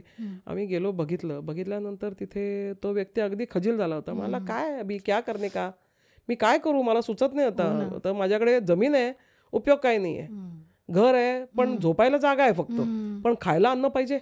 या सगळ्या गोष्टी बघितल्या तर आता मेरे को अभी ऐसा लगता है की हे घर सगळं विकून टाकावं. तो त्याचं थोडंसं ते हिंदी आणि मराठी इतकं मजेशीर वाटत होतं त्यावेळेला बोलायला आणि ऐकायला. पण ती जमीन बघितली आम्ही आणि किती शुल्लक असं ती गोष्ट होती, कारण की तो फार्मर आहे, तो शेतकरी आहे, त्याला ते एवढं सगळं आयडियाज आहेत. तर तो म्हणाला मी सगळं कोथिंबीर पासून सगळं लावून बघितलं, कितींदा तरी खणून बघितलं, सगळं झालं, पण काही लागत नाही, पीक लागतच नाही. तर तो म्हणाला की असं का होतंय मला माहिती नाही, आणि असं का होतंय, असं आम्ही कौल लावला होता देवाला. गावचा कौल असतो, तो कौल लावतो. तर तो कौल लावला आणि त्याच्यामध्ये उत्तर काही नीट आलं नाही, पण त्याच्यात आलं की तुला त्रास आहे. ही एनर्जी होती की तुला त्रास आहे. म्हटल्यानंतर तुम्हाला आता मी घाबरलो, माझी आई घाबरली की त्रास आहे म्हणजे काय आहे नेमका, कोणता त्रास आहे. आणि फार्मर असल्यामुळे त्याला जरा वेगळ्या धर्तीचे पण त्रास आठवायला लागले की अरे बापरे, हे त्रास असतील, ते त्रास असतील, कोणी करणी केली, कोणी काय केलं, कोणी काय केलं. तर आम्ही तिकडे गेलो आणि त्याला म्हटलं तुझ्या नावाप्रमाणे बघायला गेलं, या जागेची एनर्जी बघितली, जमिनीची. आम्ही माती उचलून बघितली, कॉर्नरमध्ये फिरलो, 5 गुंठ्यांमध्ये माती उचलून बघितली. आणि त्याच्यात त्याला सांगितलं अरे इथे तुला जास्त काही करायची आवश्यकता नाहीये, झेंडूची फुलं लाव. त्यांनी माझ्याकडे बघितलं आणि तो हसायलाच लागला. मला म्हणतो काय मॅडम, मी शेतकरी आहे, मी भेंडी लावतो, कोथिंबीर लावतो, आणि तुम्ही आता सांगताय झेंडू लावा. म्हटलं तू झेंडू लावून तर बघ, पहिला थोडा 2 गुंठे झेंडू लाव, तुला स्वस्त पडणार आहे. आणि शेतकरी आहेस तू, तुला सगळे बीज एकदम स्वस्त मिळतात, ते लाव तू. मला ठीक आहे, बघा तुम्ही काय सांगताय ते करून बघतो. म्हटलं ठीक आहे, करून बघ, फायदा तुझा. समजा मी चुकले तर म्हटलं फी परत, जी काय आहे ती म्हटलं इथे येण्याची आणि तुझ्याकडनं फी घेतली असेल ती परत, आणि फी मला म्हटलं तू समजा सक्सेस झाला तर दे, चल एवढं देते तुला, सोडते मी. तर मला ठीक आहे. एवढं त्यांनी छान काम केलं की त्यांनी माझं ऐकलं आणि झेंडू लावला. माझं म्हणजे माझ्या गुरूंची माझ्यावरती कृपा झाली. त्याच्यातनं जे काही मुखातनं निघालं ते एनर्जी बघून आज त्याचे 3 ट्रक येतात मुंबई मार्केटमध्ये झेंडूच्या फुलांचे. आणि तो वेगळ्या वेगळ्या कलरचे झेंडू दर दिवशी 6ला त्याच्या मार्केटमध्ये उतरतात. आणि त्याने जेव्हा हे सांगितलं ना, मला म्हणतो मला पहिलाच वाटत होतं 1 ट्रक तुमच्या घरी पाठवून तुमच्यावरती फुलांचा वर्षाव करावा. माझ्या म्हणतो आता माझ्या घरामध्ये अशी कुठली इलेक्ट्रॉनिक डिव्हाइस नाही असं नाहीये, सगळं माझं घर भरलेलं आहे, माझ्या मुलांचं शिक्षण उत्तम चाललंय, आणि याचं कारण झालं झेंडूची फुलं. म्हणजे हे एनर्जी आहे. आणि ही एनर्जीमुळे तुम्हाला आयडेंटिफाय करता येतं की या मातीत उगवणारं काय चांगलं, तुम्हाला सुपीक काय आहे, ही माती कशासाठी, आणि ते तुम्हाला काय देईल. So just you have to identify and work on it. If I would have said की तुला झेंडूची फुलं चांगली आहेत आणि म्हणून त्यांनी लांबना कुठली तरी महागातली काहीतरी फुलं आणून लावली असती आणि समजा ते फेल ठरलं असतं, तरी माझं नाव खराब केलं असतं. इव्हेंच्युअली त्यांनी एनर्जी रीडरचं नाव खराब केलं असतं की एनर्जी रीडर काही नसतं. पण त्या मुलांनी मात्र जसे हवे तसे तर गायडन्स घेतला. आणि आजच्या घडीला आज एवढी वर्ष झाली, ही ऑलवेज कॉल्स मी, म्हणतो ताई मस्त, काय जबरदस्त, मला मी सांगितलं, ह्याला सांगितलं, त्याला सांगितलं, आणि 5 गुंठ्यांच्या अगेन्स्ट आता त्यांच्याकडे 50 एकरची जमीन आहे. त्यामुळे I am very happy for him. पण एनर्जी रिडिंग असं असतं की तुम्हाला आयडेंटिफाय करता आलं पाहिजे, आणि तुमचं केलं तर त्याच्यावरती सोल्युशन दिलेलं आहे, तेही तुम्हाला नीटनेटाने करायला पाहिजे. So this is how it is. बरोबर. समजा एखाद्याला नवा बिझनेस सुरू करायचा आहे, तर मग असं आपण प्रॉपर्टी बघून किंवा प्रॉपर्टी अनालाइज करून ऑरा रिडिंग, एनर्जी रिडिंग करून आपण ह्या गोष्टी साध्य करू शकतो. Yes yes yes. तुम्ही नाव द्यायचं आहे तुमचं, कुठे जमीन आहे द्यायची आहे, प्लॉट नंबर काय आहे आणि त्या एरियाचा नंबर असतो. त्या एरियाचा नंबर दिल्यानंतर आपल्याला समजू शकतं की त्या जागेमध्ये तुम्ही समजा फॅक्टरी उभी करणार असाल तर ती आत्ता तुम्ही केवढे इन्व्हेस्ट केले पाहिजेत. म्हणजे मशिनरी असेल समजा तर एक मशीन लावा, तुम्हाला यावर्षी एवढंच उत्पन्न मिळणार आहे, एवढंही आपल्याला एनर्जी रीड करून सांगता येतं. की तुम्ही एकाच जोमात तुम्ही 50 करोड लावून मोठी फॅक्टरी उभी केलीत आणि उत्पन्नच काही नाही निघालं, ते उत्पन्न भरपाई करण्यासाठी तुम्हाला 10 वर्ष लागणार असेल. I feel that it is not money, म्हणजे पैशाच्या दृष्टीने तुम्हाला काही फायदा नाही. तर ती एनर्जी रीड करून तुम्हाला हे सांगता येतं की इथे काय चालू करायचं आहे आणि चालू केलं तर तुम्हाला किती फायदा होईल. So it's up to you. पण लोकांनी जमीन घेतल्यानंतर, रजिस्ट्रेशन झाल्यानंतर सांगितलं की मला ही फॅक्टरी उभी करायची आहे, तर मला मग सोल्युशन्स फक्त द्यायचे राहतात. कारण त्यावेळेला मी हे त्यांना जाऊन सजेस्ट करू शकत नाही की आपण जसं सांगितलं की अरे इथे तर गोठा हवा होता आणि तो समजा आहे इंजिनियर, तो म्हणाला अहो मॅडम मी तर इंजिनियर आहे, तर तसं नाही चालत. जमीन वास्तूमध्ये गोठा लावणार. एक्झॅक्टली. बरोबर. आता कुठेही तुम्ही जा, हे एक्झाम्पल आहे, कुठेही तुम्ही जा, गोठा असेल, गाईचा गोठा असेल, आता जास्त राहिलेले नाहीत, पण त्यातूनही गावामध्ये, कोकणांमध्ये एक रूम, 2 रूमचे गोठे होते. प्रत्येकाकडे व्यक्तिगत 2 ते 3 गायी होत्या. ते गोठे त्या लोकांनी विकून टाकले. That is the best place to buy. हो ना. अगदी छोट्यातली छोटी 1 गुंठ्याची जागा असली तरी सुद्धा you can put that kind of money. 1 lakh रुपये द्या, 2 लाख रुपये घ्या, पण तो गोठा विकत घ्या, कारण त्याच्याने तुमची भरभराट चिक्कार होते. बरेचदा सांगितलं जातं की अरे तुम्ही हे करा म्हणजे हे होईल, ते करा म्हणजे ते होईल. त्याच्यासाठी प्रक्रिया आहे. बरोबर. एनर्जी रीड करता येते, पण ती एनर्जी रीड केल्यानंतर ती प्रक्रिया आहे, ती प्रक्रियेतनं तुम्हाला जावं लागतं. घरात आल्यानंतर घर दाखवायचंय तुम्हाला पूर्णपणे, त्यावेळेला तुम्हाला मोबाईल डिव्हायसेस, कुठले इलेक्ट्रॉनिक डिव्हायसेस बंद करायचे, त्याची एनर्जी कुठेही हलता कामा नये, मग तुम्ही सांगू शकता. आम्ही तर असे म्हणजे मी गोव्यात माझे बरेचसे क्लायंट आहेत, त्यांच्या जमिनी म्हणजे 20-20 एकर आणि 30-30 एकर. तर आम्ही माझी जी असोसिएट आहे माझ्याबरोबर काय माहिती मीना म्हणून, तर आम्ही दोघीजणी मला असं वाटतं ते शूज घालून त्याच्यावरती ते साप बीप काही यायला नको म्हणून गमबूट घालून आम्ही त्यांच्याबरोबर ताफा असतो आमच्याबरोबर, 15-20 लोक असतात. मग तसे आम्ही पूर्ण प्रॉपर्टी फिरतो आणि प्रॉपर्टी फिरून झाल्यानंतर हा चांगला एरिया नाहीये, इथे तुम्हाला हे करावं लागेल, तिथे तुम्हाला ते असं आयडेंटिफाय करत करत जातो आम्ही. आणि मग त्या फॅक्टरीजला, त्या कामाला गती येते. लोक म्हणजे त्याच्यातनं एनर्जीतनं काय होऊ शकतं, त्या एनर्जीतनं पहिली गोष्ट म्हणजे तुम्हाला मॉनिटरीली फायदा होतो. तुमच्याकडची लोक जात नाहीत, म्हणजे जी वर्कर्सचा प्रॉब्लेम होतो तर तो होत नाही, लोक थांबतात, लोक काम करतात. तिसरी गोष्ट, तुम्ही केलेला माल रिजेक्ट होत नाही, त्यामुळे तुम्हाला त्याच्यात फायदा होतो ग्रोथसाठी. आणि त्यामुळे ह्या तिन्ही फॅक्ट्समध्ये म्हणजे कुठली फॅक्टरी असू दे, लोक जाणं, लोक न मिळणं हा सर्वात मोठा मुद्दा आहे. कारण की ऑर्डरी आहेत पण एक्झिक्यूट करायला लोकच नाही आहेत, त्यामुळे टायमात एक्झिक्यूट होत नाही. आणि आजकाल जमाना असा आहे की तुम्ही आता इकडे दाखवा, इथे सूर्य आणि इथे जयत्रथ असं आहे. त्यामुळे लोकांना असं वाटतं की मैंने पैसा फेका आहे तो मुझे लगेच त्याच्यावरती रिझल्ट पाहिजे, त्यामुळे ऑर्डरी येतात आणि कॉम्पिटिटर पण भरपूर आहेत, त्यामुळे ऑर्डरी जातात सुद्धा. मग तिथे आम्हाला त्या एनर्जी रीड केल्यानंतर या गोष्टी आम्ही त्याच्यावरती सोल्युशन देतो. ते सोल्युशन केल्यानंतर तुम्हाला निश्चित 70 ते 80% फायदा झालेला आम्ही स्वतः पाहिलेला आहे आणि लोकांनी पण अनुभवलेला आहे. खूप छान.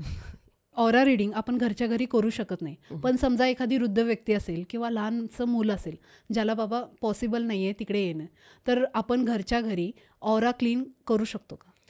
सगळ्या बाबतीमध्ये आपल्याकडे सोल्युशन्स आहेत. फक्त आपण एवढंच आहे की तुम्ही समजा कोणाला बोलवत नसाल घरी एनर्जी रीड करायला किंवा काही, किंवा तिथे जाऊन घेऊन जाणं आपल्याला संभव नाही आहे, शक्य नाही आहे, तर मग आपण घरच्या घरी काही असे सोल्युशन्स देऊ शकतो. एक तर तुम्हाला लहान मुलं असेल समजा, तर लहान मुलाला आपल्याला पाण्यामध्ये तुम्ही तुरटी फिरवा किंवा खडे मीठ टाका, म्हणजे एका छोट्याशा पेल्यामध्ये खडे मीठ टाका आणि मग त्याच्या डोक्यावरनं घालून बाकीचं पाणी तुम्ही घालू शकता. खूप गरम पाण्यामध्ये खडे मीठ टाकायचं नाही, थोडंच पाण्यामध्ये टाकायचं आणि तेवढंच ते विरघळवायचं, जास्त करायचं नाही. किंवा तुम्ही कढीपत्त्यानी म्हणजे कढीपत्ता तुम्ही तो घेऊ शकता किंवा कडुनिंबाची पानं जी आहेत ती घेऊ शकता. आठवड्यातनं 2दा त्या बाळाला तुम्ही आंघोळ घातली तर त्याचा ऑरा खूप चांगला होऊ शकतो. किंवा आपण खडे म्हटलं, प्रत्येकाला खडे काही आपण मला विचारले जातात की तुम्ही खडे देता का किंवा काही, तर मी खडे शिकलेले आहे, पण मी कोणालाही खडे देत नाही. का? कारण की बरेच लोक नीट घालत नाहीत. बाळांना सांगितलं कमरेत घाला तर तो पडतो. त्यांचं काही वेळेला आयांचं लक्ष नसतं, काही वेळेला आज्यांचं लक्ष नसतं. आपण कोणाला नावं ठेवू शकत नाही, पण मुलं काही वेळेला तोंडात घालतात. म्हणून आम्ही मुलांना कुठलेही खडे घालायला देत नाही. तर त्यांना फक्त आपण काय करू शकतो, तर ह्या 2-3 गोष्टी आहेत, त्यावेळेला त्याच्यावरनं त्यांना आपण सुखरूप ठेवू शकतो. आणि त्यांना कुठलीही बाहेरची बाधा इन द सेन्स एनर्जी, ती एनर्जी, वाईट एनर्जी लागू नये, त्यांना त्रास होऊ नये. कारण की मूल एकदम रात्रीतनं रडायला सुरुवात करतं, आई वडिलांना कळत नाही आता काय करायचं. माझीचा नुस्खा वापरला जातो की तो नुस्खा असा आहे की चला याची नजर काढा. पण नजर काढताना आता लोक असं करतात, म्हणजे माझ्याकडे असं म्हणतात की सुरुची मॅडम आम्ही एक काम करतो, आम्ही मोबाईल चालू करतो, तुम्ही तिकडनं नजर काय कसं काढतात ते बोला, आम्ही इकडे फक्त फिरवतो. मग ती काय फुलबाजी नव्हे की आपण फिरवायची आहे. तर प्रत्येक आईनी हे समज घेतली पाहिजे आणि तिने येऊन निदान ती प्रक्रिया विचारून घेतली पाहिजे की नजर उतरवणं म्हणून का असतं आणि कुठले इन्ग्रेडियंट्स लागतात. आपण मीठ मोऱ्यांचं काय आहे, मी का म्हटलं तुम्हाला पाण्यामध्ये खडे मीठ टाका, त्या मिठाचं ॲब्झॉर्ब करण्याची जी ताकद आहे त्याच्याशिवाय दुसऱ्या कुठल्याही पदार्थात नाही. म्हणून सॉल्ट हा वापरला जातो. आणि तडतडते ती मोहरी, त्या मोहरी तडतडण्यामुळे कित्येक वेळेला त्या गोष्टीचा म्हणजे आजूबाजूला असलेलं जो वातावरण आहे त्याच्यामध्ये एक स्मेल येतो. तो स्मेल तुम्हाला कॅच करता येतो, तो तर कोणालाही कॅच करता येईल.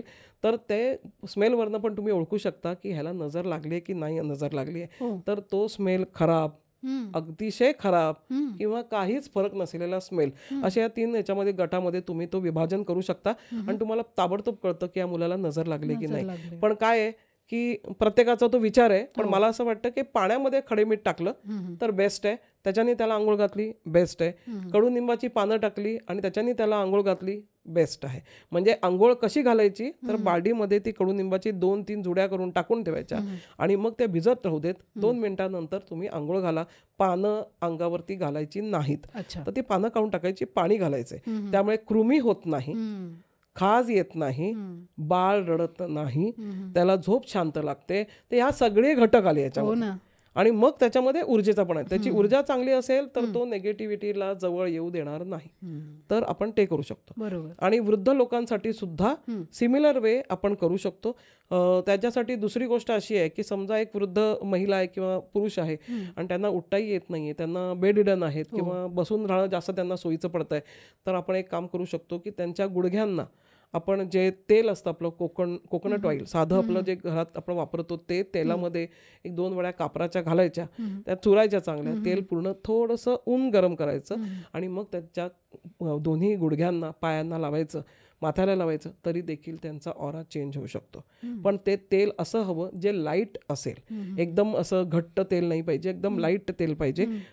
आजकाल लाईट तेल पण मिळतं, म्हणजे कोकोनट ऑइल लाईट असंच मिळतं आणि ते थोडंसं घ्यायचंय. किंवा तुम्ही वाटीभर पाणी घ्या, पाणीमध्ये पण तुम्ही 2 कापराच्या वड्या टाका चुरून आणि ते वाटी पूर्ण फिरवली तरी चालते, डोक्यावरनं आणि पायावरनं किंवा पूर्ण शरीरावरनं. ती 7 वेळा उतरवायची आणि मग फेकून द्यायची. आता तुम्ही म्हणाल की 7 वेळा का, 6 वेळा का नाही किंवा 8 वेळा का नाही, तर ह्याच्यासाठी उत्तर असं आहे की किमान 3 ते 5 वेळा असतं, पण 7 वेळा तरी करा असं सांगावं लागतं. कारण लोक एवढे घाईत असतात आणि घाबरतात की त्यांना कळत नाही आपण काय करतोय. So that is how it is been done. तर हे तुम्ही केलं तर मला असं वाटतं घरातला ऑरा तिथल्या तिथे ताबडतोब करायचं असेल आणि कमी वेळेत करायचं असेल तर हे दोन्ही पण सुखकर होतात. त्यामुळे ते करू शकता आपण. समाधानकारक सोल्युशन्स आहेत ती. आणि घरात येताना किंवा बाहेर उंबरठ्यावर तुम्ही समजा 3 बोटांनी समजा तुम्ही आपलं जे काय म्हणतो त्याला चंदन आहे, ते चंदनाने समजा तुम्ही 3 बोटं भिजवायची आणि डावीकडनं उजवीकडे ती घ्यायची. अशी तुम्ही आठवड्यातला एकदा मारल्यात, अशी ती पट्टे मारलेत तुम्ही तुमच्या उंबरठ्यावरती, तर नेगेटिव्हिटी स्टेज ॲट बे, ती लवकर एंटर करत नाही. त्यामुळे ह्या जुजबी आहेत. खराबच व्हायची असेल एनर्जी तर कशीही खराब होऊ शकते, पण ह्या जुजबी आपण समजा सोल्युशन्स केले तर मला असं वाटतं 25% तरी त्याच्यातनं आपल्याला निजात मिळते, तर आपल्याला जरा बरं वाटतं. तर ते करू शकता तुम्ही. हो ना. रिलेशनशिपवरती न्यूमरोलॉजी आणि ऑरा रिडिंगचा काही प्रभाव पडतो का? भरपूर प्रभाव पडतो. कारण की न्यूमरोलॉजी आपल्या ठिकाणी मी म्हटलं तसं की प्रत्येकाचा व्यक्तिगत जरी ऑरा असला तरी नाव काय आहे, त्याची डेट ऑफ बर्थ काय आहे ते बघून आपल्याला एक ठरवता येतं, ठोकताळा काढता येतो की या व्यक्तीला काय प्रॉब्लेम आहेत, काय इश्यूज आहेत, त्याला काही मानसिकदृष्ट्या काही इश्यूज आहेत का, ते आपल्याला रेक्टिफाय करायचे आहेत का, तर ते आपण बघू शकतो. तसंच जोडी आहे, नवरा बायको आहे, सासू आणि सून आहे. तर ह्या सगळ्यांमध्ये आपण बघतो की काय 19-20 राहिलेले आणि कुठे आपल्याला रेक्टिफाय करायचं आहे. बरेचदा सासवा अशा येतात आणि म्हणतात की सून माझी अशी आहे, सून माझी तशी आहे, आणि अल्टिमेटली आम्हाला कळतं सगळं बघितल्यानंतर की पाणी कुठे मुरतंय, म्हणजे ती सून नाहीच आहे, सासूमध्येच लफडा आहे सगळा. पण हे चला जोक सपाट, पण आपण समोरच्या व्यक्तीने ते ऍक्सेप्ट केलं पाहिजे, तर ते विचारण्याला काहीतरी आपल्याला म्हणजे सांगणाऱ्याला पण वाव मिळतो की बाबा तुम्हाला इथे इथे बरोबर करायचंय, तू इथे इथे चुकतेस किंवा चुकतोयस. आणि मग नवऱ्याला सुद्धा सांगता येतं की तू जी साईड घेतोयस, तू बायस झालायस, आईकडे बायस झालायस किंवा बायकोकडे बायस झालायस, you are not balancing out. तर तू फक्त एकामेकांकडे बघतोयस आणि ऐकतोयस आणि निघून जातोयस, पण तू ते बॅलन्स करत नाही, मध्ये साधता आलाच पाहिजे. आणि त्याला कळलं पाहिजे की कोण खरं बोलतोय आणि कोण खोटं बोलतोय. अर्थात आम्ही जे काम करतो ते काम काही कोणाची भांडणं मिटवण्यासाठी नाहीये किंवा कोणाची दरी वाढवण्यासाठी नाहीये, ते समेट घडून आणण्यासाठी आहे. आणि प्रत्येकाने आपल्या स्वभावामध्ये काय बिघाड झाला आहे, तो काय क्लिक करायला पाहिजे, ते कमी जास्त केलं तर संबंध सगळे चांगले होतात. जसं एक एक्झाम्पल द्यायचं झालं तर एक नवरा बायकोंचं, तर मी नाव परत जसं म्हटलं तसं फॉर सम रिझन्स मी नाव नाही कोणाचं घेणार, पण माझे क्लायंट आहेत, फार पूर्वीपासूनचे क्लायंट आहेत, म्हणजे जवळजवळ एक 14 वर्ष झाली असेल, 14-15. ती व्यक्ती म्हणजे जी लेडी आहे ती माझ्याच वयाची आहे, 1-2 वर्षांनी फक्त फरक असेल, आणि ती आहे महाराष्ट्रीयन, आणि त्यांचं लव्ह मॅरेज झालेलं आहे. अतिशय शांत स्वभावाचा तो नवरा, आणि त्यांनी सगळ्या गोष्टी चेंज केल्या, हिने सगळ्या गोष्टी चेंज केल्या, आणि दोघं एकत्र आले खरे. आता एकत्र आल्यानंतर प्रत्येकाची एक पुढचा असतो, पुढचा आता पायंदा गाठायचा आहे की मुलं कधी होणार. चला लग्न तर आमच्या मर्जीनुसार नाही केलं, पण निदान तुम्ही आता पुढचं तरी करा, काय प्लॅनिंग करताय. त्याच्यात 1 वर्ष गेलं, 2 वर्ष गेलं, 10 वर्ष गेली, 15 वर्ष झाली, तरी मूलबाळ नाही. आणि वाया रेफरन्सनी ते माझ्याकडे आले. त्यावेळेला ती मुलगी अतिशय म्हणतात ना, म्हणजे अगदी गर्भगळीत झालेली, खूप डिप्रेस्ड. ती मला IVFचे 5 राऊंड झाले. आता नवरा म्हणाला मला तुमच्याशी एकट्यात बोलायचं आहे. आणि फर्स्ट टाइम मी एका हताश झालेल्या नवऱ्याला डोळ्यात पाणी आणून तो बोलला, मला तिचे कष्ट बघवत नाहीत, मी तयार आहे मुलांशिवाय राहायला, पण हिला मुलं हवी आहेत, आणि मी काय करू आता. म्हणजे मी अशा अडकेत्यात सापडलोय की मेरे को बच्चे भी चाहिए और मेरे को नहीं भी चाहिए, क्योंकि नहीं इसलिए क्योंकि मैं इसका तकलीफ नहीं देख सकता हूँ. हर बार वो जाके इंजेक्शंस ले लो, मेडिकेशन से ले लो, उसको बहुत तकलीफ हो रही है मैडम, वो क्या करूँ मैं. तो मुझे आप बता दीजिए की क्या होने वाला है. माझं एक पहिलं वाक्य असतं, जो व्यक्ती माझ्याकडे येतो न्यूमरोलॉजीसाठी येऊ दे किंवा एनर्जी रिडिंगसाठी येऊ दे, की जे मी सांगेन, जे मला दिसतं ते मी सांगणार. तुम्ही समजा असं म्हणाल की मैं सिर्फ अच्छा सुनने के लिए आई हूँ, मुझे सिर्फ अच्छा ही बोलना, बुरा कुछ मत बोलना, तर मी सांगते मग तुम्ही ऐकूच नका. एखाद दिवस तुमच्या रिडिंगमध्ये चांगलंच निघणार असेल, पण तुम्ही अगोदरच तुमची स्वतःची मानसिकता करून आलेला आहात की मला चांगलंच ऐकायचंय, मला वाईट काही नाही ऐकायचंय. मग तुम्ही गायडन्स घेताय कशाला. तुम्ही गायडन्स घेताय कारण की तुम्हाला काहीतरी चांगलं त्याच्यातनं निघालं पाहिजे म्हणून, निष्कर्ष काय आहे तो मिळाला पाहिजे म्हणून. तर मी प्रत्येकाला सांगेन की तुम्ही व्यवस्थित ऐकण्यासाठी तयार राहा, तेव्हाच तुम्ही अशा लोकांकडे जा, नाहीतर मग जाण्यात काही अर्थ नाही. तर ह्यांनी पण मला सांगितलं की आप जो भी बोलोगे मॅडम, तो मला ताई बोलतो, सुरुची ताईच बोलतो, आणि अजूनही आमच्या चांगल्या संपर्कात आहे. मला म्हणाला सुरुची ताई आप जो बोलेगे ना मैं वही करने को तैयार हूँ, अब लास्ट इसके बाद में मैं किसी के पास नहीं जाऊंगा. आप बोलो मुझे बच्चे होने वाले हैं तो है, आपने बोला बच्चे वाले होने वाले नहीं है तो मैं मेरे वाइफ को समझा दूंगा और मैं उसको पटा लूंगा की बस हो गया, मैं तकलीफ नहीं सह सकता हूँ.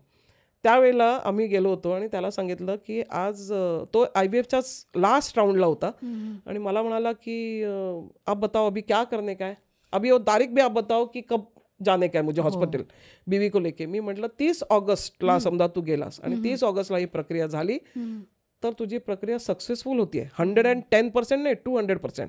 पण 30चे समजा 2 सप्टेंबर जरी झाले ऑगस्टचे, तर मात्र तू माझ्याकडे येऊ पण नकोस म्हटलं. आणि ते सगळं अभ्यास करून आम्ही गेलो होतो. आणि तो आला आणि तो मला की दुसऱ्या दिवशी मला त्यांनी कॉल केला, मला म्हणाला की जो डॉक्टर है she is going from 25th of August, she is going to US and she is going to come on 6th of September. तर हा 30 तारखेचा जो किंवा 28 तारखेचा जो तुम्ही मला टाइम स्लॉट दिलाय त्याच्यात आम्ही तिथे काही नाही करू शकणार. मी म्हटलं मग आता बघ तुझं नशीब कसं फिरतंय ते बघ. आपण मग ह्या बघितलं की कसं तुझं नशीब फिरतंय, म्हटलं की तुला डेट मिळत नाहीये, आता इथे मी काही नाही करू शकणार. मग त्यावेळेला आम्ही म्हटलं चला याच्यातनं सोल्युशन आपल्याला काढलंच पाहिजे. मग त्याला यंत्र देण्यात आलं. त्याला म्हटलं की हे यंत्र 24 आवर्ससाठी आहे, 24 तासासाठी यंत्र आहे आणि यंत्राचं कामच असं आहे की तुझी जी अडचण आहे ती अडचण दूर करावी आणि दुसऱ्याला याचा त्रास होता कामा नये. तर त्यांनी ते यंत्र बायकोला सांगितलं, बायकोनी केलं. रात्री त्यांनी कॉल केला डॉक्टरला अगदी हताश होऊन की बाबा आता बघा तुम्ही काय करता येईल. आणि डॉक्टरने समोरून उत्तर दिलं की अरे तुझं ऑपरेशन आपण जसं शेड्यूल केलेलं होतं 30 तारखेला ते 30 तारखेलाच करतोय. IVFची प्रक्रिया जी करायची ती करतोय, कारण माझं जे जाणं आहे ते पोस्टपोन झालं आहे 6 सप्टेंबरपर्यंत. आणि त्यामुळे ती प्रक्रिया झाली. ती प्रक्रिया झाल्यानंतर ती सक्सेसफुल पण झाली. आणि सक्सेसफुल झाल्यानंतर आज त्यांना 2 म्हणजे जुळं झालं त्यांना. आणि आता ते 4-5 वर्षाची मुलं आहेत ती दोन्ही आणि त्यांची नावं पण मी ठेवली आहेत आणि दे आर व्हेरी हॅपी. पण मग ह्या सगळ्या गोष्टींमध्ये एक आपल्याला अगदी प्रखरपणे जाणवतं ते म्हणजे असं की सांगितलेल्या गोष्टींना त्यांनी ऐकलं आणि त्याप्रमाणे ते वागले सुद्धा. म्हणजे इतकंही आम्ही पाहिलेलं आहे की अगदी अगदी हताश झाले, शेवटची पायरी आता आपल्याला काही करता येणार नाही याच्यामध्ये, तर तिथेही सोल्युशन आपल्याला मिळतं. काही असे पण लोक आहेत ज्यांना मी सांगितलेलं समोरनं की तुम्ही मुलांसाठी ट्राय करू नका, तुम्हाला त्रास होईल. ते आता हा असं बोलल्यानंतर स्टेटमेंट हे द्यायलाही मला त्रास होतो, घेणाऱ्याला ऐकायलाही त्रास होतो. पण कुठेतरी प्रॅक्टिकल राहणं गरजेचं आहे आणि ते तसं वागले तर एका दिवस मला असं वाटतं की आपली मानसिक खच्चीकरण होत नाही, पैशानीही नुकसान होत नाही. आणि दुसरी गोष्ट समाधानाची भाग एक की जन्माला घालून तुम्हाला समजा जन्मभर त्याची शिक्षा भोगायला लागणार असेल तर मग तुम्ही असा डिसिजन घेताय कशाला. तुम्ही पहिल्यांदा बघा की तुम्हाला त्या घेता येणार आहे डिसिजन की नाही, तुमच्याकडे अपत्याचं सुख आहे की नाही. पण अर्थात आपण ह्याच्यामध्ये सुद्धा कित्येक वेळेला म्हणतो कितीही स्टडी असू दे, शेवटी व्यक्ती 100% जमवतो, मार्क जमवतो, पण त्याला कॉम्पिटिशनला पण अजून 100% देणारा असतो. काही लोक 99.99 सोन्यामध्ये पण सुद्धा 24 कॅरेट इज 99.99. का तो 0.1 तरी का घालवलाय तुम्ही, कारण त्याची तिकडे वरती जी काही तो यंत्र हलवतोय त्याप्रमाणेच चालणार. आपण एक गायडन्स देतो, त्या गायडन्सप्रमाणे तुम्हाला वागायचं आहे. सोल्युशन सगळ्यासाठी आहेत, ती व्यवस्थित वापरली पाहिजेत.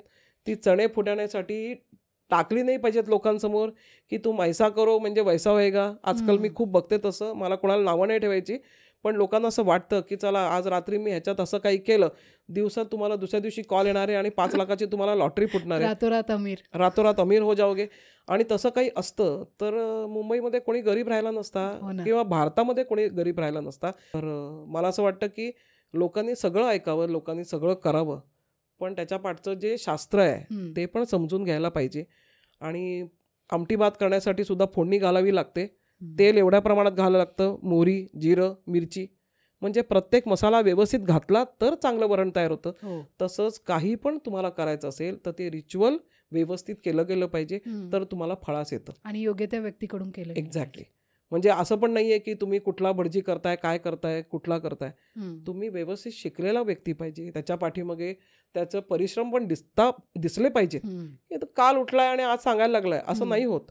कुठलंही एक यंत्र किंवा कुठलाही मंत्र, जसं घर आपल्यावरती हावी होतं हळूहळू, पहिल्यांदा जातो आपण घरामध्ये तर एको आवाज येतो, कारण घर खाली असतं, सगळीकडनं एको आवाज येतो. मग आपण फर्निचर आणायला सुरुवात करतो, खिडक्यांना पडदे लावतो, एको आवाज सगळा निघून जातो आणि फक्त आवाज राहतात ते घरच्या लोकांचे आवाज राहतात, भांड्यांचे असतात, आपल्या फर्निचरचे असतात.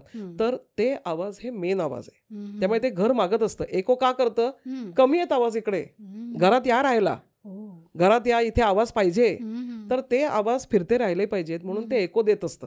आणि त्यावेळेला ते आपल्याला बोलवत असतं, या आणि इथे तुमचं वास्तव्य करा, मग तुम्हाला मी भरघोस देतो. आणि म्हणून आपण म्हणतो वास्तू काय म्हणते तथास्तु, तर ती भरघोस देते. तर ही एनर्जी रिडिंग आहे, ते जे शिकलेले आहेत, गुणी एनर्जी सांगणारी लोक आहेत त्यांच्याकडनं करून घ्या. मला असं वाटतं प्रत्येकाला एनर्जी रीड तर करताच येते. त्याच्यासाठी काय आपल्याला रॉकेट सायन्स नाही आहे की बाहेरनं कोणीतरी मागवायचं आहे परग्रहावरनं एनर्जी रीड करायला. आपल्या इकडे गुणी रीडर्स आहेत, रेकी मास्टर्स आहेत, लामाफेरा करणारे आहेत, तर त्यांना बोलवलं तर आपल्याला घरची ऊर्जा कळते आणि त्याप्रमाणे आपण आपली प्रगती करू शकतो. हो ना. बऱ्याचदा अशा गोष्टींना अंधश्रद्धा मानली जाते, तर त्यावर तुमचं काय मत आहे? आता मी असे बघितले डॉक्टर जे PhD झालेले आहेत किंवा विषयामध्ये MD झालेले आहेत, ते डॉक्टरसुद्धा पेशंटला सांगतात की ऑपरेशन तो मैंने सही किया है, सक्सेसफुल तो मेरी तरफ से है, फिर भी भगवान पे छोड़ दीजिए, भगवान देख लेगा. एवढा मोठा MD झालेला डॉक्टर हा वाक्य का वापरतो? मग त्याला का आपण सांगायचं की ह्याची अंधश्रद्धा आहे, ह्यांनी ऑपरेशन केलं आहे सगळे अंधश्रद्धेवर केलेलं आहे आणि त्याचं शिक्षण काही नाही याच्यामध्ये, काहीतरी गोची केली आहे असं म्हणायचं का? तर नाही, तसं नाही आहे. ही एनर्जी आहे, ती एनर्जीला प्रत्येकाने मानलं पाहिजे. आणि मी तुम्हाला म्हटलं तसं, तुम्ही या विषयात ग्रॅज्युएट आहात आणि PhD आहात, मी या विषयात शिकलेले आहे, असं काही नाही की समोर एक व्यक्ती बसला होता आणि त्यांनी सांगितलं तू डोळे बंद कर, मी तुझ्या माथ्यावरती हात ठेवतोय आणि तुला ट्रान्सफर करतोय, असं काही नाही आहे. हे शिक्षण आहे. हे प्रॉपर तुम्ही शिक्षण घेतलं तर तुम्हाला त्याच्यामध्ये समजू शकतं, उमजू शकतं की काय होतंय. त्यामुळे मला असं वाटतं की प्रत्येक ठिकाणी जो व्यक्ती असं म्हणतो ना की श्वास मी घेतोय हे पण सायंटिफिक आहे, माझी यंत्रणा आतमध्ये बसलेली आहे, ती शोधून दाखवायची यंत्रणा कुठे बसली आहे. तेच ना. मग अंधश्रद्धा आहे, श्वास घ्यायचा बंद कर, तू जगून दाखव, सगळं ठीक होईल. या गोष्टींच्या पाठीमागे अभ्यास आहे, तो अभ्यासातनं निघालेला आहे. इंडिया नाही, एंटायर वर्ल्डमध्ये वेगळ्या प्रकारचे ॲस्ट्रॉलॉजीवरतीच अभ्यास करणारे जवळजवळ डिपार्टमेंट्स आहेत. ते 350 ते याहून अधिक डिपार्टमेंट्स आहेत ज्या वेगळ्या वेगळ्या विषयाला घेऊन करतात आणि त्याच्यावरनं त्यांनी सक्सेसफुल करून दाखवलंय की ही स्टडी तुम्हाला किती कारगर आहे. आपल्याकडे पारंपरिक पत्रिका बघितली जाते, त्याच्यावरनंच आपण लग्नही ठरवत होतो आजतागायत, अजूनही होतात. आणि लहान लहान मुलांची मुलं झाल्यानंतर त्या मुलांची मुंज कधी करायची आहे, नामकरण कधी करायचं आहे, 14 दिवसात आपण का नाही त्यांची पत्रिका बनवत, हे सगळे प्रश्न उद्भवतील. अंधश्रद्धा म्हटलं तर तिथून अंधश्रद्धा सुरू झाली की तुम्ही काय चांगलं कार्य करताना आपण ती तिथे बघून करतो. का करतो मग आपण असं मुद्दामून का नाही आपण असे दिवस घेत की तुम्हाला माहिती आहे तुम्ही शिकलेला आहात, झालेला आहे, तुमचं सगळं प्रॉब्लेम आहे, काही प्रॉब्लेम नाही तुम्हाला, रॅदर तुम्ही नास्तिक आहात, मग तुम्ही का ती पत्रिका बघून सांगता की हा दिवस बघा चांगला आहे का म्हणून? का? कारण की आपल्याला माहिती असतं की आपल्याला त्याचे रिपरकेशन्स पण चांगले हवेत. ज्या वेळेला आपण रिपरकेशन्सच्या बाबतीत विचार करतो तर मला असं वाटतं, सरळ सोड एक्झाम्पल असं आहे की बॉस आहे, बॉसला उद्या मी उलटून बोलले, वाटेल तसे बोलले तर त्याचे रिपरकेशन्स मला भोगावे लागतील. तो डायरेक्ट मला बाहेरचे दरवाजे दाखवेल. तसंच घराचं असतं. घराला तुम्ही आतमध्ये गेल्यानंतर त्याच्या घराच्या ऊर्जेला सुद्धा तुम्ही वेडंवाकडं बोललात तर घरही तुम्हाला एंटरटेन करत नाही आणि कुठल्याही क्षणी तुमचं जे डील असतं ते डील कॅन्सल होतं. आता ह्याला तुम्ही समजा अंधश्रद्धा म्हणून नाव देणार असाल तर मला नाही वाटत की काही त्याच्यामध्ये तथ्य आहे. द्या, बिंदास द्या. तरी देखील लोक 90% लोक हे पंचांग बघून, कॅलेंडर बघून, भटजी बघूनच ठरवतात की आपल्याला कुठला दिवस निवडायचा आहे. त्यामुळे अंधश्रद्धा म्हणणाऱ्यांना हा मोठा प्रश्नचिन्ह आहे की काय आहे आणि काय एवढी मोठी लॉबी आहे, एक मोठी लॉबी आहे जी लॉबी तुम्हाला हेल्प करते की हा दिवस चांगला, हा मुहूर्त चांगला, ही वेळ चांगली. त्यांचं काम ऐकतायत, मग का नाही सगळे थांबवत आहेत. त्यामुळे मला असं वाटतं अंधश्रद्धा हा शब्दच काढला पाहिजे. It is a study and we are taking help from study. That is the science behind it. We are taking help from science. त्यामुळे मला नाही वाटत की ह्याला कोणी अंधश्रद्धा म्हणून म्हणेल. जे काही लोक आहेत ज्यांना असं वाटतं की मी खूप शिकलेलं आहे आणि मी लोकांसमोर नास्तिक आहे आणि लोकांना सांगतो की शिक्षणावरतीच तुम्ही सगळं करू शकता, तेही लोक माझ्याकडे येतात किंवा इतर लोकांकडे जात असतील आणि तोही लोक जाता जाता सांगतात की मॅडम बाहेर सांगू नका, मी तुमच्याकडे विचारायला आलो होतो. मला त्यांच्या व्यक्तिगत विचारांचा काहीही इश्यू नाही, काही प्रॉब्लेम नाही.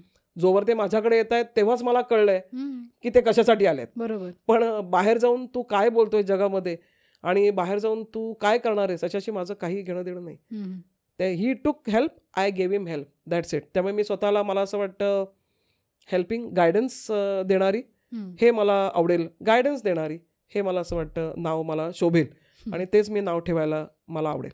त्यामुळे अंधश्रद्धा हा शब्द मला वाटतं खोडून काढला पाहिजे. खरं आहे. मॅडम तुमचे खूप खूप धन्यवाद इथे आल्याबद्दल आणि आम्हाला ऑरा रिडिंग आणि एनर्जी रिडिंग ॲक्च्युली कशी काम करते आणि आपल्यासाठी ती कशी लाभदायक आहे हे आम्हाला सांगितल्याबद्दल तुमचे खूप धन्यवाद. तुमचेही धन्यवाद, प्रेक्षकांचे पण धन्यवाद. ज्या ज्या लोकांना हे कारगर वाटलं असेल, काही त्याच्यातनं उमजलं असेल तर निश्चित त्यांनी त्याच्यातनं हेल्प घ्यावी. तुमचेही खूप खूप धन्यवाद. धन्यवाद मॅडम.